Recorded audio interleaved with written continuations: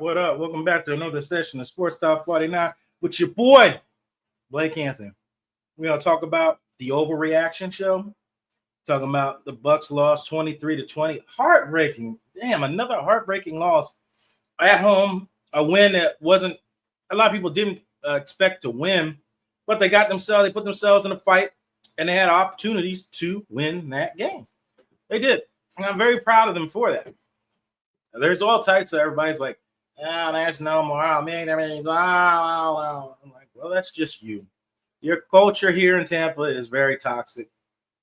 Instead of finding things that went right, all everybody wants to do is point blame, like that Spider-Man meme where they're pointing at each other. It's like that. And in this, it's a lot of little things. It's not like one person that you can just say, oh yeah, because of that, they lost the game. I'm like, well, several things in the game. They had multitude of opportunities to win that game. Unlike last week before, when they got a turnover, they didn't score off of it, which would have beaten the Chiefs. They did get that one turnover, and they immediately scored off it, which put them in that game to win. You got the turnover, and you're able to put points up for it. That type of stuff is what helped. Defensive special teams got the turnover, and they were able to get points off it and put them back in that game. Because the 49ers had pretty much a lot of momentum coming in when going up 10-0 early in the game, and then they found a way to fight back. The Bucs do what the Bucs always do. Well, at least under Bowles, they stopped the run, held another team under 100 yards rushing, but when teams can't run, they're going to pass. And that's been an issue with the trade of Carlton Davis, Tyke Smith being out, concussion protocol. Where am I at? Carlton Davis being traded. Zion's played exceptionally well. Missed a couple key tackles in this game, but otherwise than that, like it's little stuff like that, like a tackle he could have gotten, which would turn it to fourth down, and they would have gotten the ball back. Instead, the Niners kept driving. I don't know if they got points out of that or not, but I can't remember. But it's just little stuff like that. A missed opportunity on passes, passed on a little too low, receiver ran a little too not fast enough. Like it's a lot of small things. Tristan Wirfs going out for an injury. But all in all, they had a chance to win. They were able to get the score, got the stop of the 49ers. Like I said, I expect this defense to just get enough stops to help them win the game. That's all I expect out of the defense at this point with the injuries. There's no top. The top 10, that's what you haven't heard me say it since week 4. The top 10 defense is out. With all these injuries and the glaring one that I said since the beginning of the year, you haven't addressed the edge. You have not addressed edge rushing. Vita Vea and Antoine Winfield were your leading sackers in 2023. And Vita Vea leads. Well, no, Yaya was, then Antoine, then Vea. And Vea leads the team in sacks this year. Your interior guy, a guy that's not supposed to get sacks. We're getting no type of pressure on the edges. Not enough strip sacks. Not enough quarterbacks pulling the ball down and trying to scramble. Like, that's the little stuff you need. They don't necessarily always have to get sacks. But if you get the quarterback to pull the ball down, you're helping your D-backs not have to cover for longer than 3 seconds. These wide receivers are too good to leave them running around back there for X amount of times. Wide receivers and tight ends. There's a reason why the emphasis is always put on getting to the quarterback. And the Tampa Bay Buccaneers have to address that, a position like no other coming to next year, especially playing the NFC North and the AFC North. All those teams in that division are fighting for a playoff spot, minus the Cleveland Browns. They're all fighting for playoff spot. Baltimore, Pittsburgh, Cincinnati. You got all those next year. So I'm not really mad at them for not making a trade at the deadline, giving up draft capital that you so desperately need at defense. They've spent a lot of picks on offense, rightfully so. Tampa Bay has not been known for offense, but they've made the right investments on offense to make moves. And now you just keep adding free agents, guys via trade that works, stuff like that. Now you need to address this defense. You were one of the best defenses when you had a pass rush and you could rely on your secondary to stay back in coverage. That's when they were at their best. They have not been there. I don't know if Jason Light and Todd Bowles worked on that. Hey, Jay, we're going to spend all of these picks and free agency on offense to try to get offense rolling to keep up with these teams. Cool, we're going to make it work with what we got on defense. That's pretty much what has happened. So y'all can sit here and pull out all these stats about, for the last 6 weeks, the team. Yeah, we've made not big investments on the defense. We've relied on the undrafted guys drafted in the late rounds, guys that are on second and third contracts. You're still running with Will Golson. You're still running with Anthony Nelson. Shaq Barrett was gone. I understand that because of the contract and guys you needed to sign. Traded Carlton, had no immediate backup for. Well, you did have a backup for Dean. I keep forgetting. You had Bryce Hall here that went out, broke his leg week 1. Like, the secondary has been dissipated since week 1 when Hall went down. I forgot all about Hall. Hall went out on IR too, and he's a big corner who had that pick early in the game where he called pass interference. Remember him? Yeah, he was supposed to be a part of this rotation. Now we're on undrafted corners.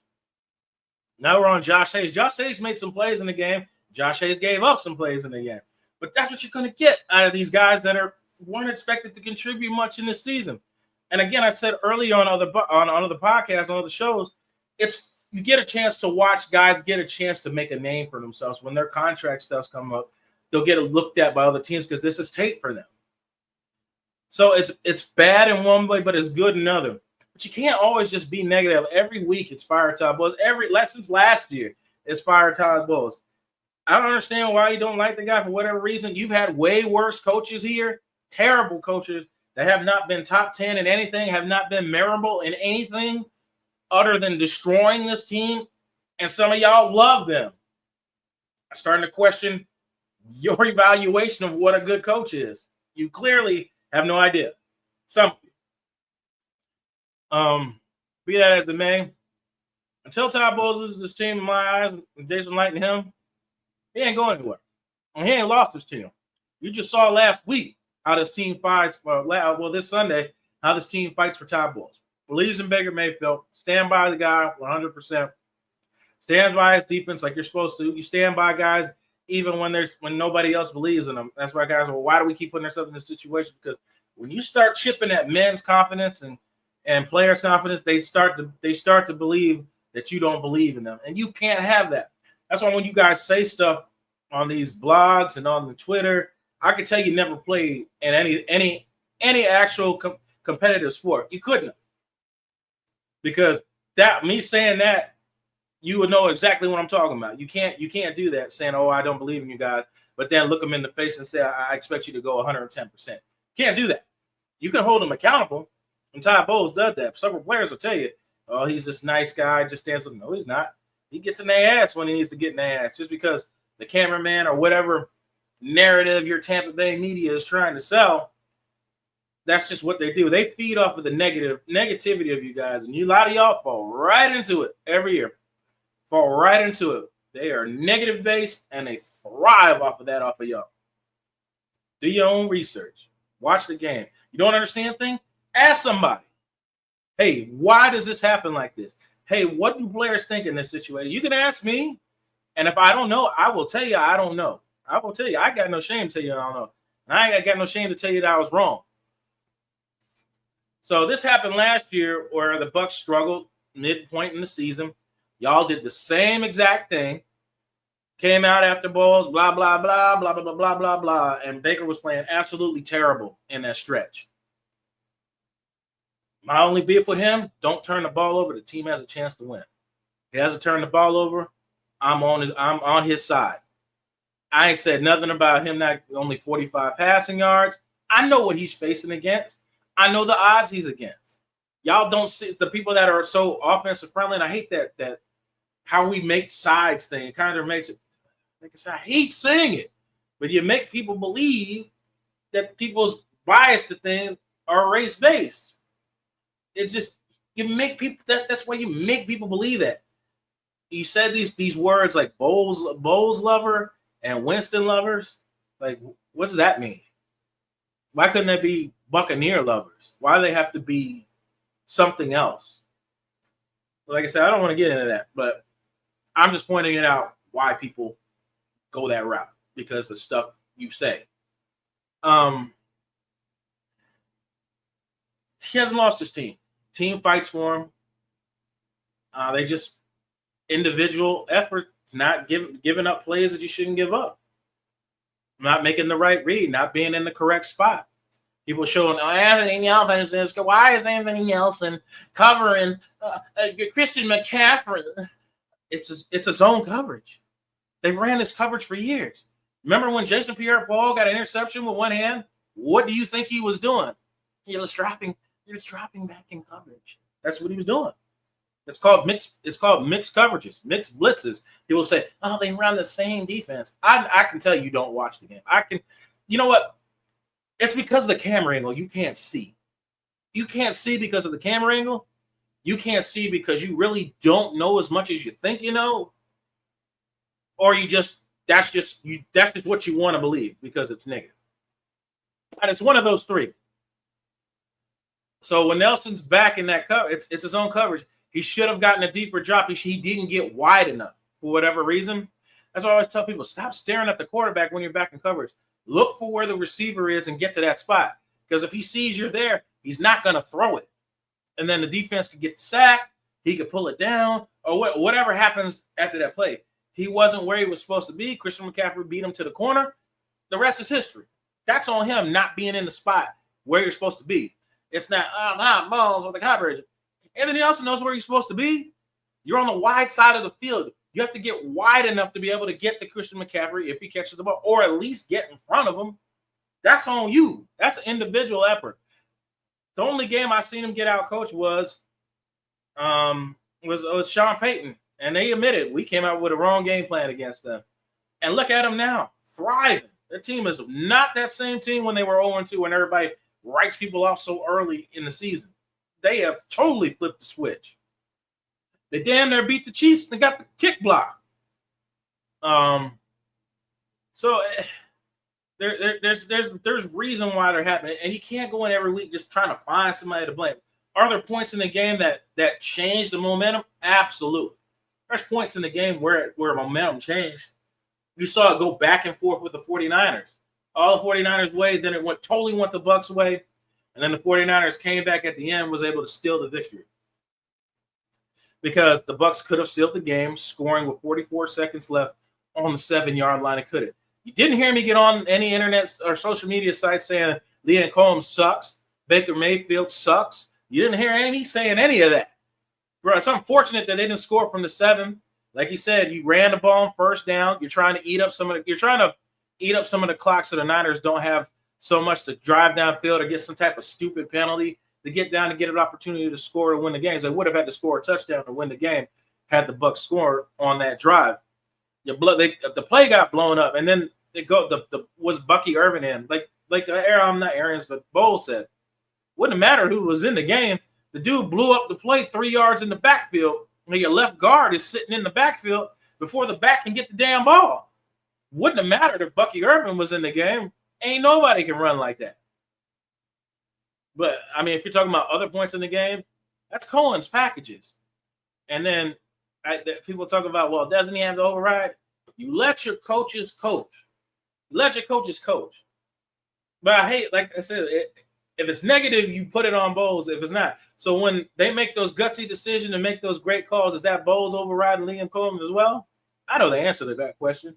I'm just posing it because you'll say no because it's positive. And this isn't to everybody. It's just to certain individuals. So I'm not mad. Like I said, I'm not mad at the loss. I didn't expect it to be a dogfight like it was. It was a dogfight. They fought back after being heartbroken in the Chiefs loss in the overtime that they had the opportunity to win. That game too had an opportunity. They had them on the ropes in this game and just didn't execute. Didn't execute. So they get a break, much needed. Tristan Wirfs is out. You still got guys out. I don't know if they're going to try to find somebody on the waiver wire, somebody on the practice squad to try to fill in, maybe get another edge guy. They got options. I'm not mad at them for not giving up draft picks. After I looked and seen what your next year opponents are, you're going to need every one of them damn picks. You don't need them. And I'll say this. You don't have to, but I'll say this. This is exactly how it was last year, and they were able to dig themselves out the hole. They have a favorable 7 weeks left. Let's see how this team responds with these last 7 games. If they dig themselves out the hole and get it in there, then y'all need to give Todd Bowles and that coaching staff a deep apology. I know you won't, because this town is based on negativity. And the guys like the troll, they'll get on there and talk smack about the guys that talk bad about defense and Bowles, and they'll go back and forth because that's what Tampa Bay does. And that's why I say I like the troll sometimes, because you guys here get in such a riff about such minuscule things instead of trying to come together. You're all fans of the same team. But you try any way possible to find something to draw a wedge in between you. It don't matter what it is. Like I said, I am not a Baker fan. I made it clear. I still make it clear at this point. He is the quarterback of the Tampa Bay Buccaneers currently, and I do not wish harm on him in any way. I don't get happy when he screws up. Some of y'all get happy when bad things happen. So that's why when Michael Clayton said that, you have to question, are you really a fan of the team? Are you? If you get happy, it brings actual enjoyment to watch bad things happen, so you can get on the internet and say whatever you want to say. And if that's you, that's an issue with you individually. I don't care who I'm talking to. That's a problem with you. If you get happy when bad things happen. I don't get happy when Baker Mayfield gets sacked. I don't get happy when he throws an interception. I'm pissed because the team is hurt. I look at how that affects the team. His individual. He can control if he turns the ball over or not. He can't control if the guy doesn't know the route, like he missed a touchdown pass to McMillan because he didn't know his route tree. He can't control when the guard gets blown up and he has nowhere to run and step up. That's out of his control, but he can control where he throws the ball. And he has done a great job the past 2 weeks not putting himself or the team or the offense in harm's way. And I commend him for it, and I will do it every time he does it. So, bye week. Y'all going to spend the whole week arguing with each other back and forth on the internet about offense and defense. It needs to be about what are the good things that they do and how can we fix this? Why don't y'all have that conversation? Have that conversation of, hey, how can we fix it? Hey, what do you guys see in free agency that can add to the team? What do you think Jason Light can add? What do you think Todd Bowles can do? I seen him throw Joe Troyenka in at nose tackle, or one tech or whatever, and blitz from the inside. I've seen him try multiple ways to get pressure, but you only can work with what you got. That's what you got. Joe Tryon, I will say it, has not been the guy we thought he was. He was a project player. It didn't work. Got 5 years of mediocrity. It is what it is. So we got to find guys around that. Need to find a guy that can spell Vea when he comes out. Greg Gaines has done a great job of filling in. I was skeptical about him at first, but the man has shown up. I ain't saying he's a superstar or stud. He's shown up and done his job. What do you guys think? A lot said. It's not made out of anger. It's just stuff that I see every day on the internet. You can be mad at me or not. Whatever. I still love y'all. I love the team. I love the game of football. I love playing it. And I love continuing to coach this game. And we'll end this as we always do. And if you got stuff, email me. If you want me to put your thoughts on here and we can debate. I'm not mad at you if we don't disagree. I know the internet, everybody thinks immediately you hate somebody when you disagree. No, not at all. We're having a debate. I don't hate anybody. Never will. But we'll end this as we always do. You're the master of everything. What you do with your life, what you do with it is entirely up to you. Thank you guys. God bless. And always fire those cannons. See you next time. Peace.